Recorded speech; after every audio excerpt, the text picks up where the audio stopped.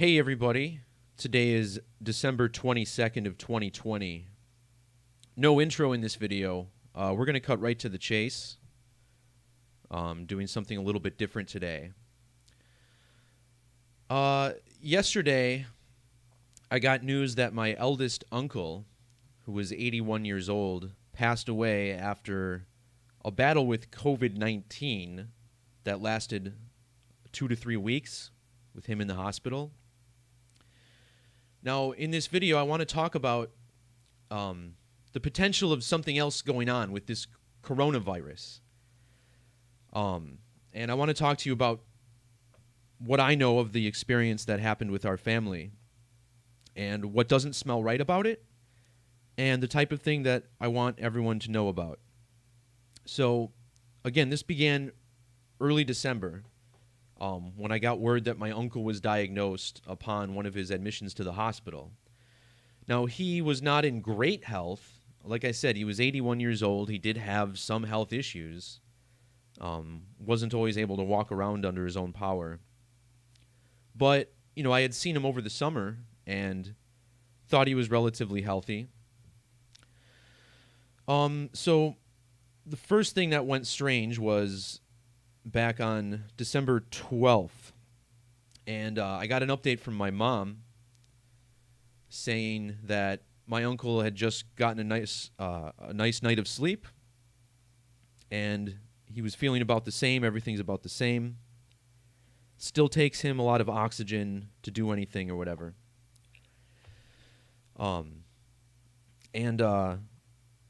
About an hour or two later, I get another text. And again, no one's allowed to go in the room and see him because of all these rules, all these regulations. And about an hour later, I get another text from my mom saying, oh no, they're talking about having to put him on a ventilator. And in my text message, I said, wait a minute, an hour ago we get a text saying everything's the same, and now they're talking about having to ventilate him? We know what ventilators do. People don't survive the ventilator. I even sent a text to my mom. I said, what the fuck is going on there? So that was on the 12th, and then yesterday I got news that he had passed away. Now, a lot of you know I work in the healthcare industry. I manage a parts supply chain, and there are very good things that I do and that people on my team do in the healthcare industry. It's been my suspicion for a while now that there is something, there's another side to the healthcare industry that involves a very small, select group of individuals, and this coronavirus might have something very important to do with it. And I want to run the numbers here and show you why I think something really, really fucked up is happening. And I don't know. Maybe I've completely lost my fucking mind. At some point, I gave numbers the power to distort my reality a little bit. I understand this. And the reason I didn't make a video yesterday is because I was so wrought in emotion and so upset at what I had seen. Because yesterday, the date of the Great Conjunction, was the date that I was worried about. And I'm going to show you why here. So I made a post yesterday claiming that the coronavirus could be something completely different than what the media says. And I think most of you watching this know it's definitely something completely different than what it is. And this is it's too perfect, and it doesn't smell right. For those of you who follow my work, you know that 73 is a very significant number. And I want to take you back to August when I did this post on a former WWE wrestler named James Kamala Harris. This wrestler was named Kamala in the WWE. His real name was James Harris.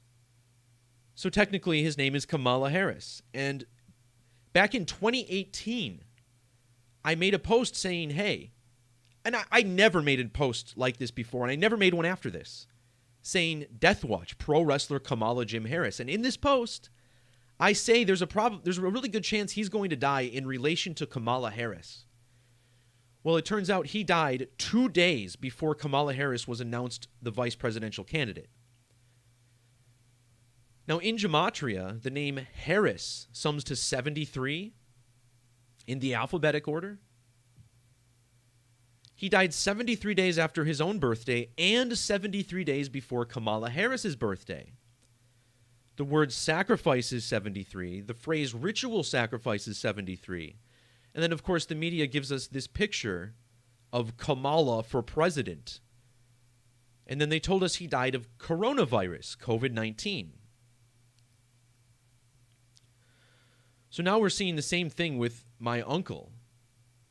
And again, sacrifice 73, ritual sacrifice 73, and 154. Look at how freakishly well this lines up with my uncle's full name, Ronald Arnold Baer. 154 and 73. Furthermore, his common name, Ron Baer, is 73 and 37.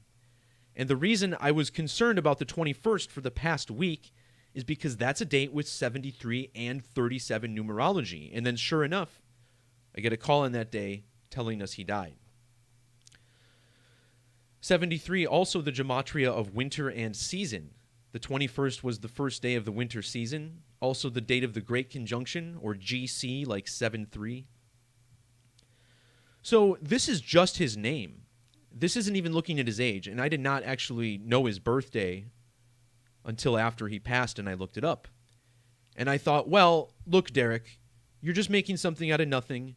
You know, this is probably organic. This is probably natural. 73 numerology, his name is 73. That happens, right? But then I thought to myself, well, if there's a really, really good ritual sacrifice riddle in his age, then that's going to be an issue with me.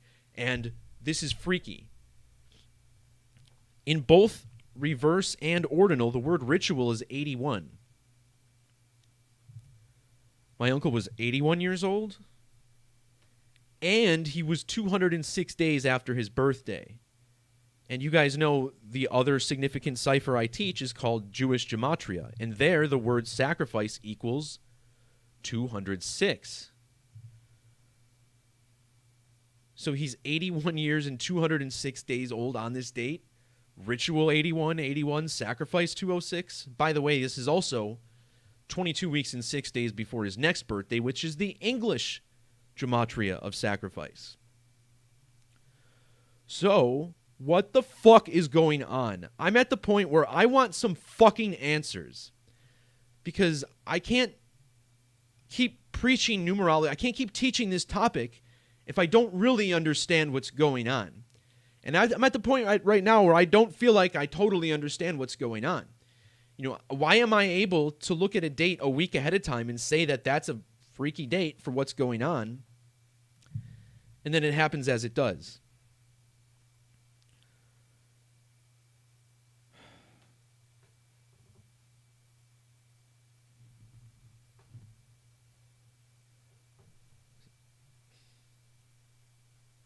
So, yeah, I'm just glancing at the chat here, and thanks to everybody for jumping in live. It's a lot bigger turnout than I expected this morning. I probably will get back to my job at some point here today, but again, I don't know how much energy I can put into something, to an industry that I can't fully trust.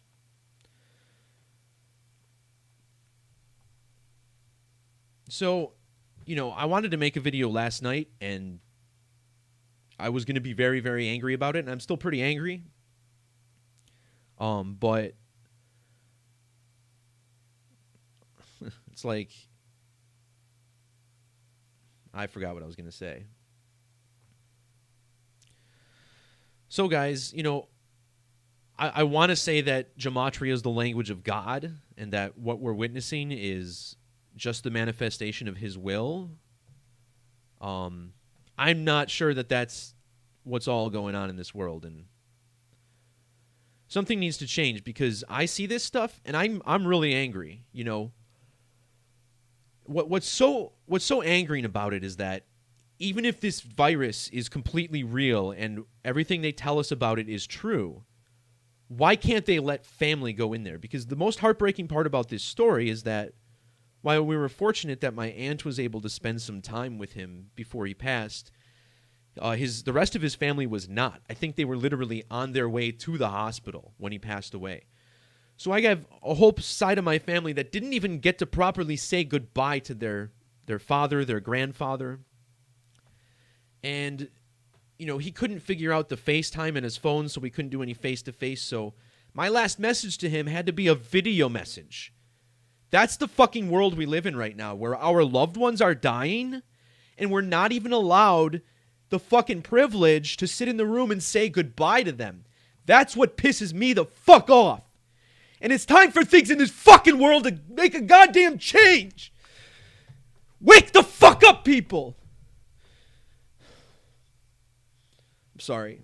I'm all red in the face now. I didn't mean to do that. But this ain't right. It's time for fucking people to stand up and do something. So let's get to it.